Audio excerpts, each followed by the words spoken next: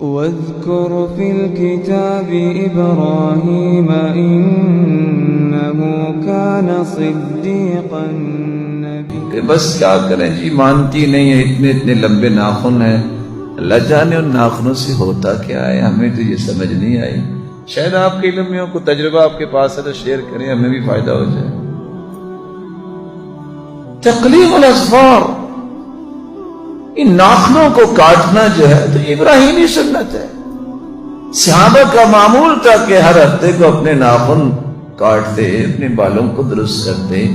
پتہ نہیں یہ کون سی قوم آ گئی ہے کہ 6 مہینے ناخن ہی نہیں کاٹنے. اور میری سمجھ سے بالا تر ہے، اور یہ بھی حقیقت ہے.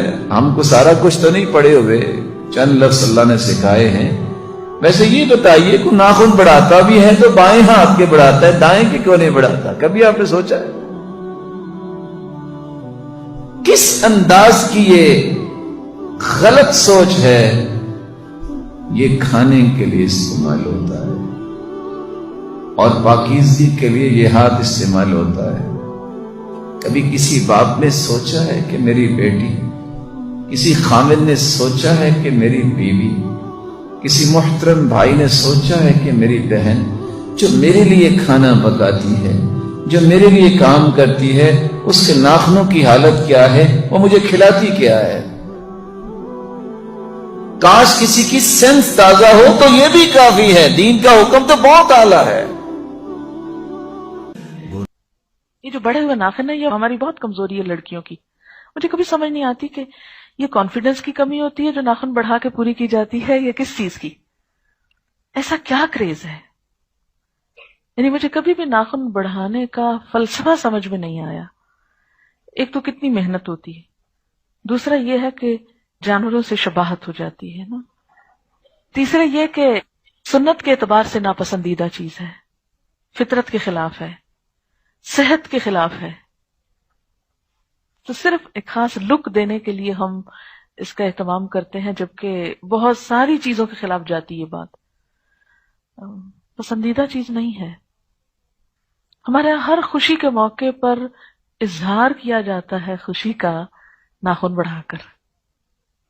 یہ شخصیت کا ایک حصہ ہے. آپ کو پتا ہے کسی شخص کی ظاہری شخصیت کہاں سے پتہ چلتی ہے؟ اس کے انداز سے، اس کے ہاتھوں سے، اس کے لباس سے، اس کے بولنے کے انداز سے. تو جب ایک دیندار شخص ناخن بڑھا کے کسی کے سامنے آتا ہے، کیا امپریشن پڑتا ہے؟ دل نہیں بدلا، دل نہیں بدلا. اس لیے کہ دل بدلتا تو انداز ضرور بدلتے. کیوں کہا گیا کہ وہ شخص مسلمان نہیں ہو سکتا جو اللہ کے رسول صلی اللہ علیہ وسلم کو ہر چیز سے بڑھ کر نہ چاہے؟ کیا آپ صلی اللہ علیہ وسلم ہمارا ہاتھ دیکھیں تو پسند فرمائیں؟ یہ بڑے ہوئے ناخن ہم آپ کو دکھا سکتے ہیں؟ اچھا کیا ہوتا ہے، بعض اوقات ہم اپنی سہیلیوں میں تو بہت کانفیڈنٹ فیل کرتے ہیں، لیکن جو ہی کوئی بڑا شخص یا کوئی دیندار شخص نظر آتا ہے تو ہم جلدی سے ڈھانپنے لگتے ہیں کہ یہ مائنڈ کرے گا، اس کے سامنے نہیں دکھانے. اللہ کے رسول صلی اللہ علیہ وسلم کے سامنے دکھا سکیں گے آپ؟ نہیں. تو کیوں ایسا کام کرتے ہیں؟ ایسا کیا شوق ہے؟ کیا جو اللہ نے ہم کو دیا ہے وہ کافی نہیں؟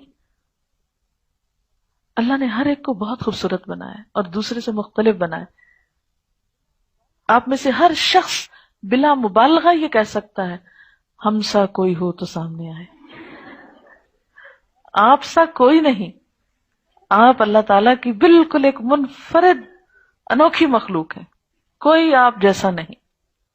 ھذا من فضل ربی. آپ کی ایک ایک چیز بہت پیاری. اللہ تعالیٰ نے انسان کو احسن تقویم میں